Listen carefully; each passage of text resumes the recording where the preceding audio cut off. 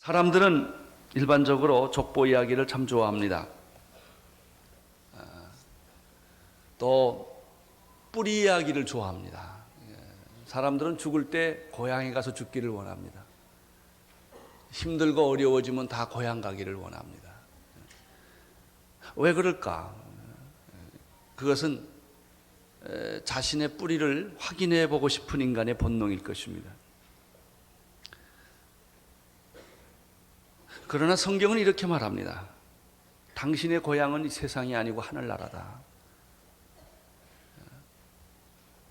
당신의 족보는 김씨 가문이냐 박씨 가문이냐 이씨 가문이냐가 아니라 당신은 예수님 가문이다. 우리는 다 예수님에게 속한 사람들이에요. 사람이 인간이 고향이나 족보 이야기를 하는 것은 다 좋아 보이지만 어리석은 것이다. 물론 오직 할 말이 없으면 족보 얘기를 하겠습니까마는 그 얘기를 하면 나중에 좋은 것 같아도 씁쓸합니다. 디모데전서 1장 4절에도 신하와 끝없는 족보에 창념치 말라 이런 말이 있습니다. 디도서 3장 9절에는 어리석은 변론과 족보 이야기와 분쟁과 율법과 다툼을 피하라. 그렇습니다. 여러분, 논쟁처럼 어리석은 게 없습니다. 논쟁을 하면 혈기가 나고 화가 납니다. 이게 논쟁입니다. 논쟁하지 마십시오. 그냥 예수님 사랑하십시오. 웬만한 문제는 그냥 지나가십시오. 그렇게 여러분이 흥분하고 화내고 싸우는 문제들이 그렇게 중요한 문제들이 사실 아닙니다. 중요한 것처럼 착각하고 있을 뿐이에요. 다 가만히 눈 감고 생각해 보면요, 다 지나가도 될 만한 문제들입니다. 족보 얘기로 시간 보내지 마십시오. 분쟁과 율법에 대한 다툼을 피하십시오. 이것이 성경의 지혜로운 충고입니다. 그런데 오늘 창세기 10장은 족보 얘기를 하고 있습니다. 그것은 세상 족보 얘기가 아니라 하나님 나라 족보 얘기를 하고 있기 때문에 우리는 좀 이 말씀을 들을 필요가 있습니다. 1절을 읽음으로 시작하겠습니다. 1절 시작. 노아의 아들 셈과 함과 야베스 후에는 이러하니라. 홍수 후 그들이 아들들을 낳았으니. 그 다음에 32절을 한번 같이 읽겠습니다. 시작. 이들의 노아 자손의 족속들이요 그 세계와 나라대로라. 홍수에 이들에게서 땅에 열국 백성이 나뉘어졌느니라. 노아 홍수 이후에 하나님께서는 노아에게 두 가지 약속을 했습니다. 생육하고 번성하고 땅에 충만하라. 이것은 하나님이 인간에게 주시는 축복의 말씀입니다. 생육하고 번성하고 땅에 충만하라. 당신의 자녀들이, 당신의 기업이 다 축복받고 번성하고 땅에 충만하기를 원하는 것은 하나님의 뜻입니다. 그래서 비록 죄를 지은 인간이지만, 심판을 받아 마땅한 인간이지만, 하나님은 그럼에도 불구하고 인간을 그렇게 축복하기를 원하십니다. 또 한 가지가 있습니다. 내가 다시는 홍수로 이 세상을 멸망시키지 않을 것이다. 노아의 자녀들은 이제 성경의 약속대로 흩어져서 번성하기를 시작을 했습니다. 9장 마지막 부분 28절 29절을 보십시오. 시작. 홍수 후에 노아가 350년을 지내었고 향년이 950세에 죽었더라.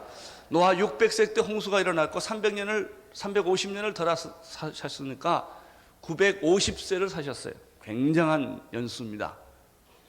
그러나 950년을 살았다 할지라도 결론은 무엇입니까? 죽었다는 거예요. 여러분 가운데 일찍 죽는 사람도 있고 늦게 죽는 사람도 있을 것입니다. 결론은 똑같습니다. 죽습니다. 노아가 죽은 것처럼 여러분도 언젠가는 죽게 될 것입니다. 죽음을 이해할 때 삶이 의미가 있습니다. 죽음을 부인하면 삶은 비참해집니다. 여러분, 죽음은 인생의 최후가 아닙니다. 죽음은 영혼의 시작일 뿐입니다. 더 영광스러운 삶이 거기 있다고 믿는 사람과 죽음이 인생의 끝이라고 생각하는 사람과는 삶의 태도가 근본적으로 다른 것입니다. 노아는 죽었습니다. 노아의 세 자녀들은 이제 흩어져서 그들은 종족을 번식하게 된 것입니다. 인간의 특징 중에 하나는 흩어진다는 것입니다. 아브라함은 갈대 우르를 떠나게 됩니다. 인생은 자기가 살던 것을 떠나게 되는 것입니다. 고향을 떠나게 되는 것입니다. 그리고 흩어지게 되어 있는 것입니다. 흩어지지 않으려고 몸부림을 치지만 결국 인간은 흩어지게 되는 것입니다. 자식들이 결혼해서 나가면 출가해서 가게 되는 것입니다. 부모를 떠나, 자녀가 그 부모를 떠나 그렇게 되어 있습니다. 여자와 연합하여 한 몸을 이룰지니라. 세 아들의 계보가, 노아의 세 아들의 계보가 오늘 이 말씀에 있습니다. 노아의 세 아들은 여기 성경에 기록된 대로 셈과 함과 야벳이라고 말했습니다. 어떤 때는 야벳과 함과 셈이라고 말하기도 합니다만은 별로 상관이 없습니다. 세 아들입니다. 이 세 아들의 이제 족보가 나타나기 시작을 합니다. 오늘 이 10장에는 70명의 인물이 등장을 합니다. 그 중에서 야벳에 속한 사람은 14명입니다. 함에게 속한 계열이 30명입니다. 그리고 셋의 계열에 속한 사람이 26명이 됩니다. 자, 32절을 다시 보십시오. 이들은 노아의 자손의 족속들이요 그 세계라, 세계와 나라대로라. 홍수 후에 그들에게서 땅의 열국 백성이 나누어졌다. 이렇게 되어 있습니다. 오늘 여기에서 주시는 메시지는 무엇입니까? 그것은 이미 물로 세상을 심판 하나님이 하셨지만 죄는 심판을 받았지만 죄는 없어지지 않았다는 것입니다. 죄는 벌이 있습니다. 죄는 혼이 날 수가 있어요. 그러나 죄의 뿌리는 꺾어지지 않았다는 것이죠. 예수 그리스도의 십자가의 보혈이 아니고서는 인간에 있는 이 죄 문제는 근본적으로 해결되지 않습니다. 아담이 죄를 짓고 나서 에덴 동산에서 쫓겨나서 죄를 짓기 시작합니다. 그 자손들이 얼마나 죄가 간영했던지 하나님이 그 죄를 다 쓸어버리시려고 홍수를 줘서 심판을 하셨습니다. 노아 시대 이후에 이 심판을 겪은 인간은 하나님의 심판이 무섭기 때문에 죄를 짓지 않았을까? 그렇지 않습니다. 죄는 계속되었습니다. 주님 오실 때까지 이 죄는 계속될 것입니다. 이 죄 문제는 심판으로 해결되지 않습니다. 예수 그리스도의 십자가로 그 죄는 해결되는 것입니다. 노아의 세 자녀들은 흩어져서 이제 종족을 번신하게 되었고 그것이 오늘날까지 오게 된 것입니다. 따라서 오늘 유엔 국가에 가입한 모든 나라와 인류에 있는 모든 종족을 다 합해서 그 인류의 기원은 사실은 노아의 세 자녀부터 시작되는 것입니다. 왜냐하면 한 번 다 쓸어갔기 때문에. 그러면 노아의 세 자녀는 어디서 왔는가? 노아에게서 왔고 노아의 문제는 아담에까지 다시 올라가는 것입니다. 여러분 살고 있는 이 세상을 보십시오. 지옥 그 자체라고 말해도 괜찮습니다. 하나님이 지옥을 만든 것이 아니라 인간이 지옥을 만든 것 같습니다. 지옥을 만들 수 있는 것은 죄입니다. 죄 문제를 해결하지 않고서는 인간에게는 평안이 없습니다. 세상에는 평화가 없습니다. 날이 갈수록 세상은 더 악해질 것입니다. 세상은 더 음란해질 것입니다. 성적 타락은 더 계속된다고 계시록이 말합니다. 음녀가 두 짐승을 타고 있는 것입니다. 여러분, 이 짐승은 정치적 짐승과 경제적 짐승으로 이 세상을 혼란케 할 것입니다. 그 짐승을 타고 있는 것이 바로 창녀예요. 음녀예요. 바벨론을 위에 타고 앉아 있는 그 세력이 바로 이 음녀입니다. 인간은 끊임없이 우상 숭배로 계속 갈 것입니다. 인간은 끊임없이 성적으로 타락할 것입니다. 인간은 끊임없이 물질 중심으로 쾌락을 추구하게 될 것입니다.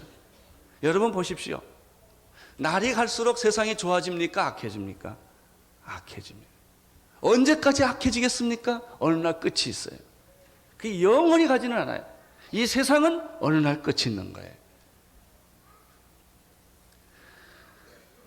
사람들은 더욱더 우상 숭배하게 될 것입니다.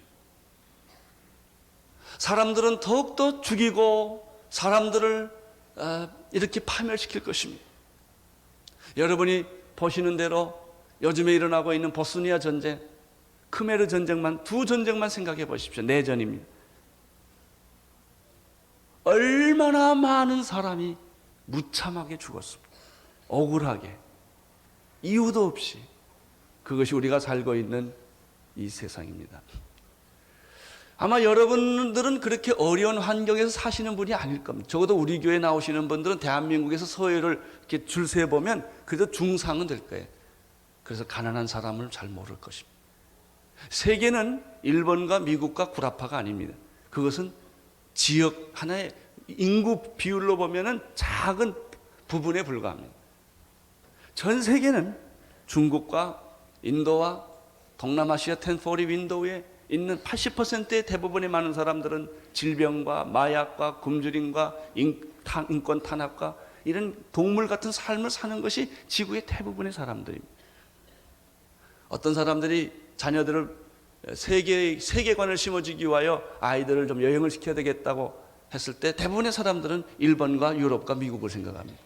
아닙니다. 그것이 세계가 아닙니다. 진짜 세계는 중국과 인도와 동남아시아와 이런 엄청난 많은 수많은 사람들이 파키스탄과 방글라데시와 이게 현실이에요. 여러분, 이러한 현실은 어디서부터 왔는가? 노아의 세 아들에서부터 계보가 흘러넘친 것입니다. 우리는 이러한 그 노아의 세 자녀들로 말미암아 퍼진 인류에 대해서 성경이 말하고 있는 부분을 하나 찾아볼 수가 있습니다. 로마서 1장 24절입니다.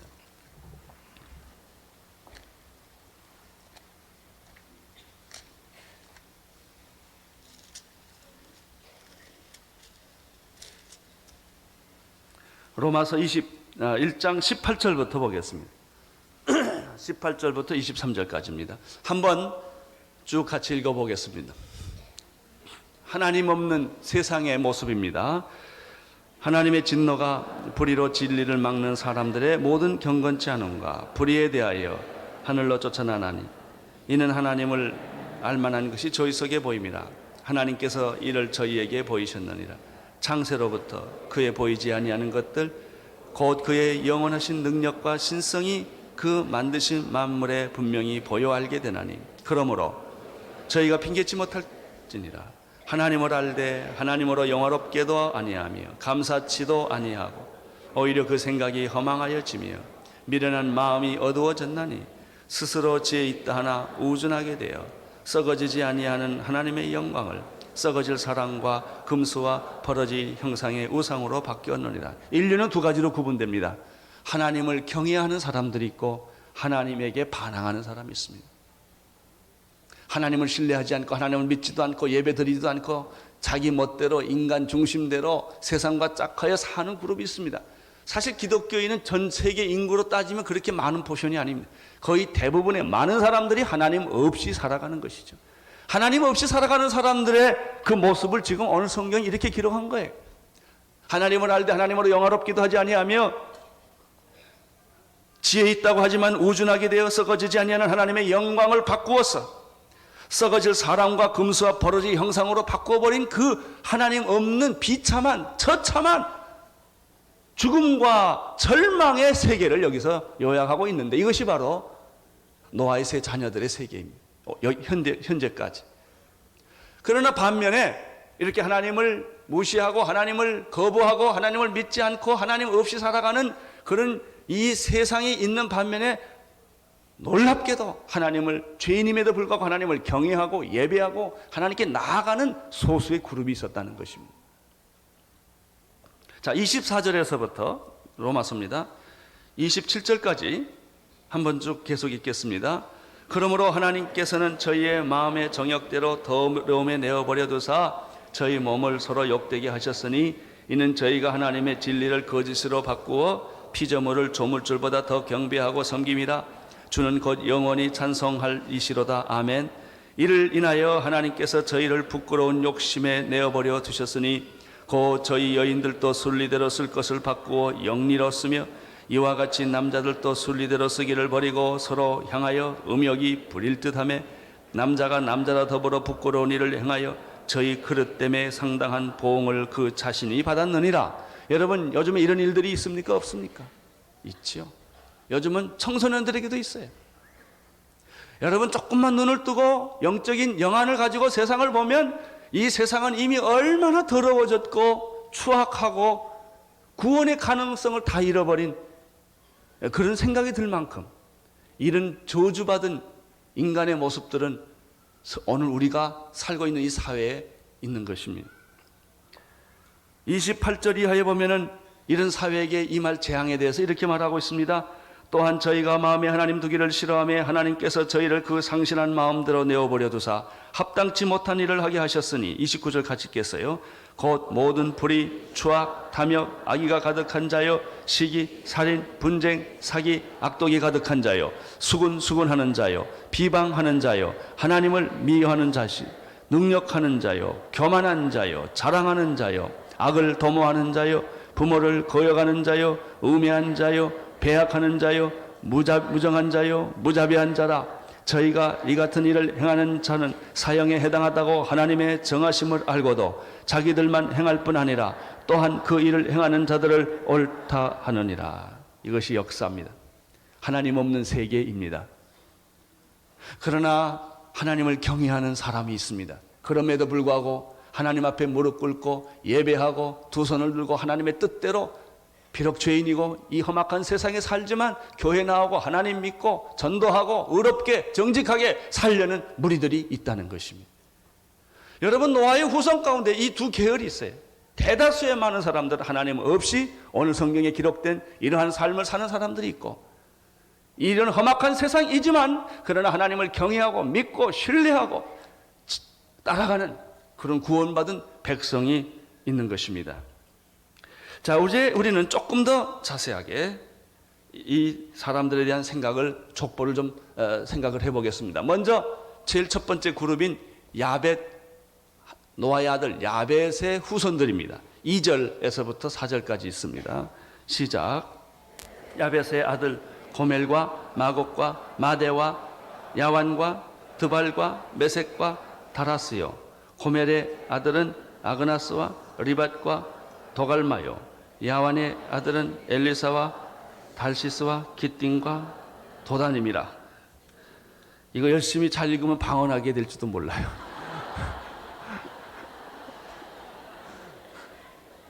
저희는 어렸을 때 가정예배 볼 때 집에서 이거 돌려가서 읽는데 누가 빨리 정확하게 잘 읽나 이거 게임 하던 때가 있습니다. 여기 많은 이름이 나와요. 마태복음에 보면 낳고 계속 나오고, 저 창세기 보면 죽고 그래요. 구약은 죽고고 신약은 낳고 그렇게 돼 있어요. 먼저 이 야벳의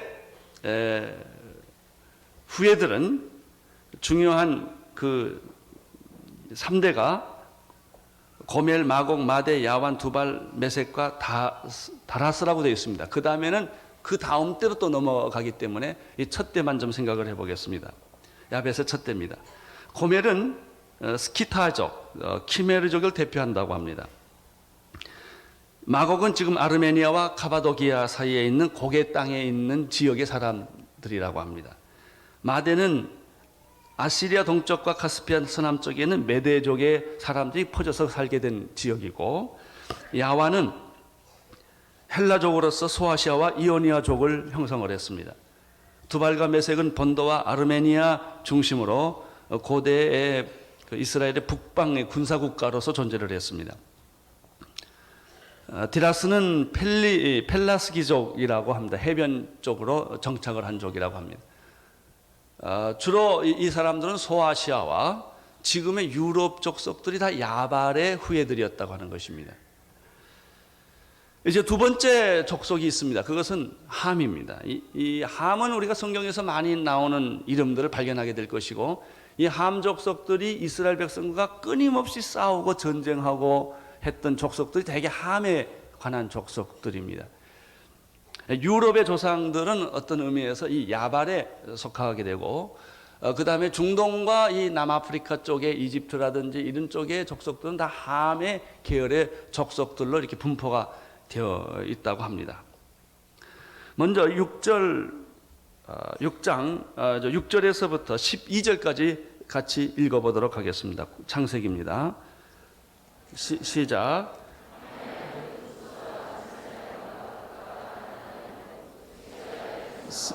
휴일라와 삽디와 라마와 삽드가요, 라마의 아들은 스바와 드단이며 구수가 또 니무롯을 낳았으니 그는 세상에 처음 영걸이라. 그가 여호와 앞에서 특이한 사냥꾼이 되었으므로 속담에 이르기를 아무도 여호와 앞에 니무롯 같은 특이한 사냥꾼이로다 하더라. 그의 나라는 신할 땅의 바벨과 에렉과 악깃과 갈레아에서 시작되었으며 그가 그 땅에서 아스로 나아가 니느웨와 르호보딜과 갈릴리와 및 니느웨와 갈라 사이에 레센, 이는 큰 성이라 건축하였습니다. 거기까지 보겠습니다. 이 함은 어떤 자녀입니까? 세 자녀 중에서 특별히 아버지의 수치를 감춰주지 않았던 자녀입니다. 자녀는 부모의 수치를 감싸줘야 합니다. 제일 축복받을 수 없는 자녀, 저주받는 자녀는 부모의 수치를 드러내는 자녀입니다. 당신의 부모가 아무리 잘못했어도 부모의 수치는 감추어야 합니다. 이것이 성경의 축복의 원리였습니다. 함은 그걸 하지는 못했습니다. 아버지가 술을 먹고 하체를 다 벌거벗을 때 그것을 가지고 사람들에게 까십거리로 만들었습니다. 그래서 함은 저주를 받았던 기록이 성경에 있습니다. 바로 이 족속이에요. 그래서 이 함은 특별히 하나님의 선택된 백성과 끊임없는 갈등과 전쟁과 이런 고통의 세월을 보내는 것을 우리는 볼 수가 있습니다. 크게 함의 자녀는, 함의 아들은 구스와 미스라임과 붓과 가나안이 있습니다. 여기서 계속해서 13절에는 구스, 미스라임 얘기를 합니다. 7절에서는 구스 자녀들 얘기를 하고요. 13절에는 미스라임 얘기를 하고요. 그 다음에 붓이 빠지고 19절에는 가나안 자녀 족보 얘기를 합니다. 이 족보에서 우리는 몇 가지 또 중요한 특징들을 발견할 수가 있습니다. 이 특별히 구스를 잠깐 더 보십시오. 그 아브라함의 아들, 함의 아들, 첫 아들이 구스인데, 구스의 아들은 스바와 휘알라와 삽디와 라마와 삽드가와 라마의 아들은 스바와 드다님 이렇게 되어 있죠. 8절 보십시오. 구스가 누구를 낳았습니까? 니무롯을 낳았어요. 특별한 한 사람을 여기서 이야기를 하고 있는데, 이 사람이 소위 고대 영웅이었습니다. 영어로는 워리어라는 말을 씁니다. mighty warrior. 이것이 탁월한 사냥꾼이라는 표현을 그렇게 썼습니다. 고대에는 영웅 중심으로 세상이 재편이 되었습니다. 그 고대의 영웅들은 어떤 사람들인가? 니무롯이라는 뜻이 하나님께 반역한다는 뜻입니다. 고대의 사회, 고대의 영웅은 하나님께 돌아가는 사회가 아니라 하나님께 반역하는 그런 사회였다고 하는 사실을 우리는 알게 됩니다. 13절 두 번째 그 구스의 아들이 미스라임이 있었는데 13절 한번 읽어주십시오. 르하빔과 납드힘과 바드루심과 가솔힘과 갑돌힘과 좀 나왔더라. 여기서 읽을 때는요, 으로 읽으면 다 돼요. 여기는 그 히브리 말로 엘로힘, 으로 나가는 것이 이제 복수 장엄 복수형이기 때문에 그렇게 되어 있습니다. 13절 미스라임은 루딤과 아남밈과 르하빔과 납드힘과 바드루심과 기술로힘과 갑도림을 낳았더라 이렇게 되어 있고, 가로치고 거기 뭐라고 그랬습니까? 블레셋이 가솔힘에서 나왔다 이렇게 되어 있죠. 그러니까 이 함의 두 번째 아들인 미스라임에게서 뭐가 나옵니까? 블레셋이 나옵니다. 블레셋은 현대말로 말하면 뭐예요? 팔레스틴이에요. 그래서 이 팔레스틴, 블레셋 이 조생이 바로 함의 둘째 아들 자녀에게서 나왔다는 사실을 우리가 알게 되는 것이죠. 이 미스라임은 이집트에 많이 포진이 이집트 사람들, 바로 이 팔레스틴, 이집트 사람들 쪽으로 많이 나가 있는 것을 볼 수가 있습니다. 19절을 보겠습니다. 시작. 가나안의 지경인 시돈에서부터 19절이 아닙니다. 미안합니다. 15절에서부터 보겠습니다. 시작. 가나안은 장자 시돈과 헷을 낳고 또 여부스 족속과 아모리 족속과 기르가스 족속과 히위 족속과 알가 족속과 신 족속과 아르밧 족속과 사말 족속과 히맛 족속이라 조상을 낳았더니 이후로 가나안의 자손의 족속이 흩어져 처하였더라. 19절. 가나안의 지경은 시돈에서부터 그라를 지나 가사까지 우리가 잘 아는 소돔과 고모라와 아드마와 스보임을 지나 라사까지 그 영역이 퍼져 있다고 성경은 이야기를 하고 있습니다. 여러분, 이스라엘 백성들이 광야를 이집트를 떠나서 적과 꿀인 가나안 땅을 가서, 그리고 그들이 약속의 땅을 받은 땅이 무슨 땅입니까? 적과 꿀이 흐르는 가나안 땅이죠. 그 가나안 땅에는 이미 자이언트들, 거인들이 있었고 거기에 가나안의 7 족속들이 진을 치고 있었는데, 바로 여기 나오는 그 족속들, 여기는 9 족속이 나와 있지만은 그 족속들이 바로 다 그 족속들입니다. 가나안은 장자 시돈과 헷을 낳고 또 여부스 족속과 아모리 족속과 기르기스 족속과 히위 족속과 알가 족속과 신 족속과 이르왓 족속과 스말 족속과 히맛 족속의 조상을 낳았더라 이렇게 되어 있습니다. 자, 우리는 야벳과 지금 함의 조상을 보면서 바로 그 사람들이 인류의 역사의 근간, 중동을 중심으로 한 애굽 문화와 그 다음에 중동 문화를 다 만들었던 그 자손들이라는 것을 여기서 봅니다. 한쪽은 유럽으로 갔고, 한쪽은 아프리카 쪽으로, 한쪽은 중동 쪽으로, 거기가 다 이렇게 한 일대 무대로 이렇게 형성이 되어 있습니다. 이제 마지막으로 셈 족속에 대한 얘기가 21절에서 31절까지 나옵니다. 한번 쭉 같이 읽겠습니다. 시작. 셈은 에벨의 온 자손의 조상이요 야벳의 형이라. 그에게도 자녀가 출생하였으니 셈의 아들은 엘람과 아스로와 아르박삭과 룻과 아람이요 아람의 아들은 우스와 홀과 게델과 미스며 아르박삭은 셀을 낳고 셀랄은 에벨을 낳았으며 에벨은 2 아들을 낳고 하나의 이름은 벨렉이라 하였으니 그때 세상이 나뉘었으며 벨렉의 아우의 이름은 욕단이며 욕단은 알모닷과 셀렘과 하산마웻과 에라와 하도람과 우살과 디글라와 오발과 아비멜과 스바와 오빌과 하일라와 요밥을 낳았으니 이들은 다 욕단의 아들이며 그들이 거하는 곳에 스발로 가는 길에 동편산이었더라. 아유, 이 제대로 발음하기가 아주 쉽지가 않아요. 인간의 언어가 이런 식으로 발음하는 것도 있는 것 같아요. 이게 셈의 후예들입니다. 그러나 오늘 우리가 이렇게 복잡한 발음하기 어려운 단어를 읽는 데 의미가 있는 게 아닙니다. 이거 왜 기록했을까 하는 거예요. 여러분, 이 창세기 10장에는 노아의 3 자녀 야벳 후손 봤습니다. 우리가 함의 후예들을 봤습니다. 그리고 오늘 지금 셈의 후예를 봤는데 이 족보 얘기하려고 그러는 게 아니란 말이죠. 여러분, 이 노아의 모든 자녀들은 바로 우리가 살고 있는 이 세상에 하나님 없이 사는 많은 사람들을 낳게 하는 조상들이었어요. 그들의 결론은 뭐냐? 바벨탑이에요. 이제 11장에 넘어가면 이 사람들이 신할 땅을 거치면서 흩어짐을 면하자. 왜 그랬을까요? 하나님이 없으니까. 하나님이 없으면 인간이 주인이 돼요. 하나님이 나를 보호한다고 생각하면 안심이 있는데, 하나님이 나를 보호한다는 생각이 없으면 내가 나를 보호해야 돼요. 내가 나를 보호하기 위하여 쌓는 걸 가리켜 성이라고 그래요. 누가 나를 공격할까 봐 성을 쌓는 거예요. 성을 열심히 사면 무슨 일이 생기는가? 내가 성 안에 갇히게 돼요. 여러분, 인간의 운명은 여기에 있는 거예요.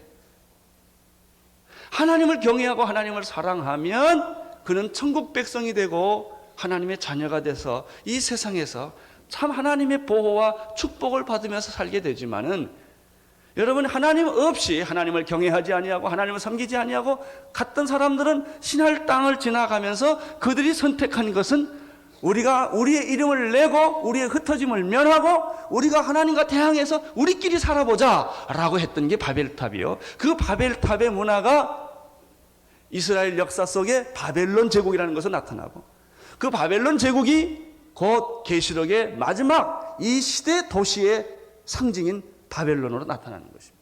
그 바벨론은 하나님의 심판대에 의해 서서 무섭게 심판을 받고 다 무너지게 된다는 것입니다. 이 역사는 마지막 심판을 받는다는 것이 하나님의 뜻입니다.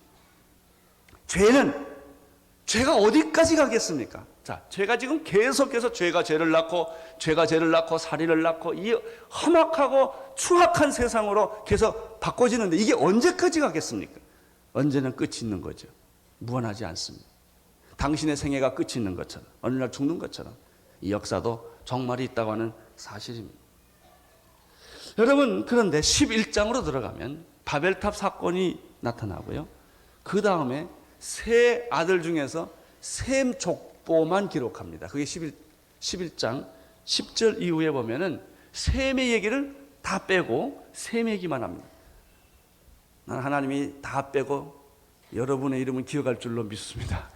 그게 내 이름을 내 손바닥에 새겼다고 그래서 내가 너를 택했고 내가 너를 구원했고 내가 너를 불 속에서 구원했고 물 속에서 구원했고 내가 너를 잊지 않고 내가 너를 축복하겠다. 자녀니까. 하나님께서 셈을 족보를 계산하십니다. 왜 셈의 족보를 계산할까? 11장 끝을 가보십시오. 11장 27절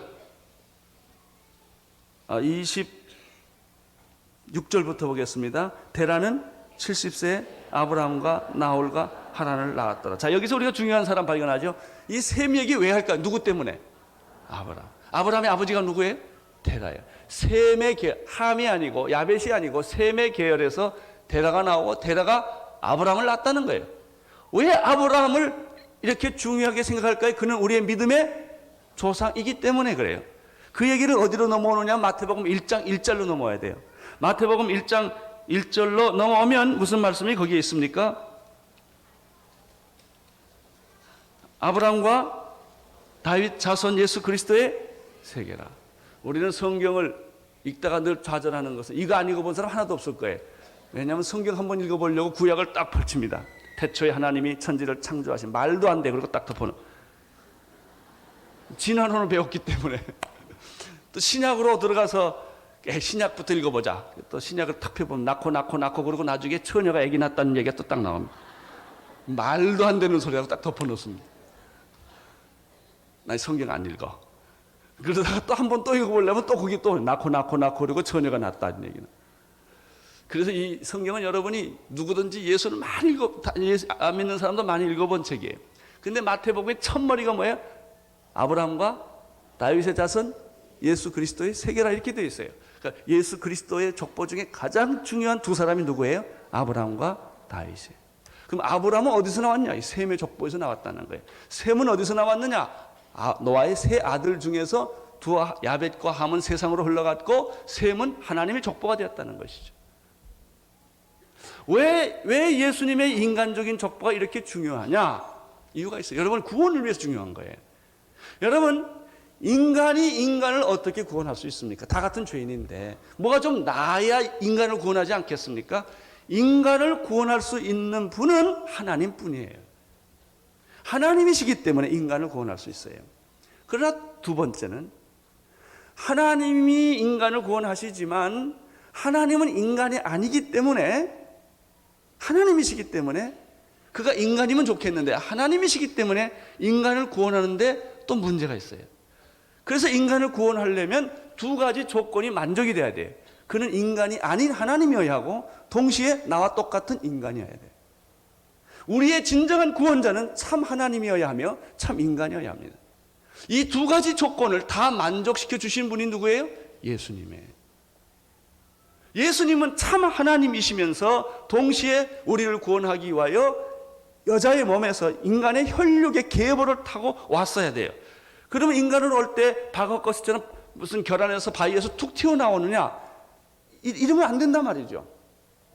나다, 예수다 이러고 어느 날 하늘에서 뚝 떨어져 가지고 나오면 예수 믿기가 어렵습니다.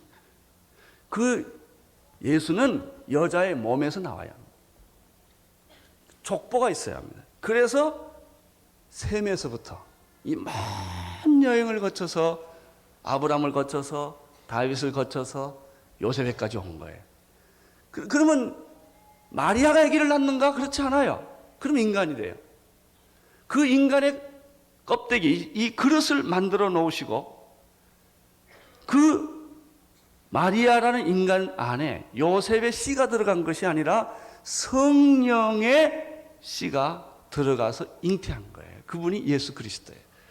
믿든지 안 믿든지 간에 이 지구상에 존경하는 모든 종교 중에서 참 하나님이시고 참 인간이라고 말하는 사람은 아무도 없어요. 예수 외에는 없어요. 석가모니가 안 되는 것은 그는 인간이에요. 하나님이 아니기 때문에 인류를 구원할 수 없어요. 마호메시 할 수가 없어요. 소크라테스가 할 수가 없어요. 인간의 수많은 종교들이 불가능한 것은 이 이유예요. 그가 참 하나님이며 참 인간이어야만 인류를 구원할 수 있기 때문에 예수님은 이렇게 나타난 것입니다. 그런데 예수님의 족보를 보면 이상합니다. 모두가 남자인데 네 여자가 나타납니다. 네 여자 중에서 세 여자는 수상한 여자가 나타납니다. 그분이 예수님의 족보에 있습니다. 첫째 여자는 어떤 여자입니까? 기생 출신입니다. 라합이에요. 두 번째 예수님 족보에 끼든 여자가 또 하나 있어요. 이방인 출신 루시예요. 그 당시 이방인은 개처럼 취급을 했습니다. 세 번째 족보는 부정한 여자예요. 불륜을 저지른 우리아의 아내 밧세바예요. 그럼 네 번째 여자는 누굽니까? 순결하고 거룩하고 고결한 남자를 알지 못하는 마리아예요. 왜 이 예수님의 족보 가운데 이 여자가 이렇게 복잡하게 끼어들 수 있었을까? 그 대답은 간단합니다. 기생도 오라 이거예요. 이방인도 오라 이거예요. 불륜을 한 사람도 오라. 내가 너희를 다 용서해주고 내가 너희를 구원해 주겠다. 거룩한 자도 오라 이거예요. 이것이 하나님의 넓은 가슴, 조건 없이 용서하시는 예수님이세요. 그래서 그 예수님은 창녀의 친구가 되었고 세리의 친구가 되었고 세상에서 실패하고 패배한 자들의 친구가 되신 분이 예수 그리스도이십니다. 내게 오지 못할 사람은 아무도 없다. 가문이 좋은 사람도 오고 사생아도 와라. 누구든지. 그것이 당신의 인생의 결론이 아니다. 당신의 고향은 천국이다. 당신은 김씨, 박씨, 이씨가 아니라 예수 가문이다. 이런 놀라운 메시지가 이 안에 숨어 있는 것입니다. 그러나 아직도 이 세상은 모든 나라와 백성과 방언과 세계는 하나님을 모르고 하나님에게 반항하며 하나님 없이 우상 숭배하고 살아왔던 것이죠. 이 10절에 세 구절이 재미있게 표현되고 있습니다. 5절을 보십시오. 5절. 함의 후예들에 대한 이야기를 하면서 이렇게 결론을 냈습니다. 5절 시작. 이들로부터 여러 나라와 백성으로 나뉘어서 각기 방언과 종족과 나라대로 바닷가의 땅에 머물렀더라. 함 얘기를 하고 난 다음에 20절에 이런 결론을 내립니다. 20절. 이들은 함의 자손이라 각기 족속과 방언과 지방과 나라대로였더라. 셈을 얘기하고 31절에 이렇게 말합니다. 이들은 셈의 자손이라 그 족속과 방언과 지방과 나라대로라. 하나님은 정치적 국가를 좋아하지 않습니다. 종족, 방언, 언어 그룹, 하나의 종족 그룹을 통하여 구원하기를 원하십니다. 그래서 마태복음 28장 18절에도 너희는 가서 모든 족속들로 제자를 삼으라 라는 말씀이 그래서 있습니다. 하나님은 이 모든 족속과 방언과 나라가 하나님 없이 이 세상에 유리방황하며 여기까지 왔지만 하나님의 구원의 계획은 그들이 다 하나님 앞에 돌아오기를 원하는 것입니다. 오늘 우리는 이 창세기 10장의 결론을 계시록 7장 9절에서 12절의 말씀을 읽음으로 마치고자 합니다. 모두 계시록 7장 9절에서부터 12절까지 말씀을 함께 읽도록 하겠습니다.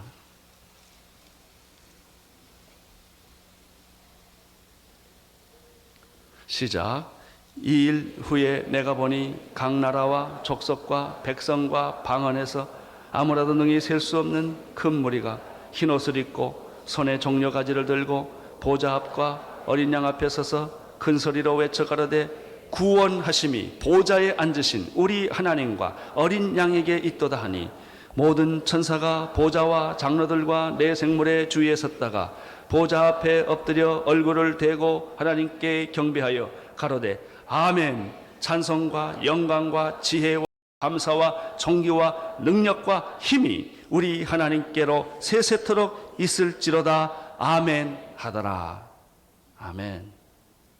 이제 모든 나라와 방언과 족속과 지방과 이런 세계 원근 각처에서 예수 그리스도 어린 양 앞에 다 오게 될 것이며 흰옷을 입고 종려가지를 들고 그분의 이름을 찬양하며 감사하며 영광을 올려드리는 이 놀라운 구원의 대축제가 인류 마지막 때에 있게 될 줄로 믿습니다. 그것을 위해서 교회를 세워주셨고 그것을 위해서 여러분을 불러주셨고 땅끝까지 주의 복음을 전하기 위하여 오늘 우리를 살려두신 줄로 믿습니다. 우리가 오래 사는 까닭은 오래 사는 게 축복이 이어서가 아닙니다. 할 일이 있어서 우리가 여기 있는 줄로 믿습니다. 찬송과 존귀와 영광이 그에게 세세 무궁토록 있을지어다.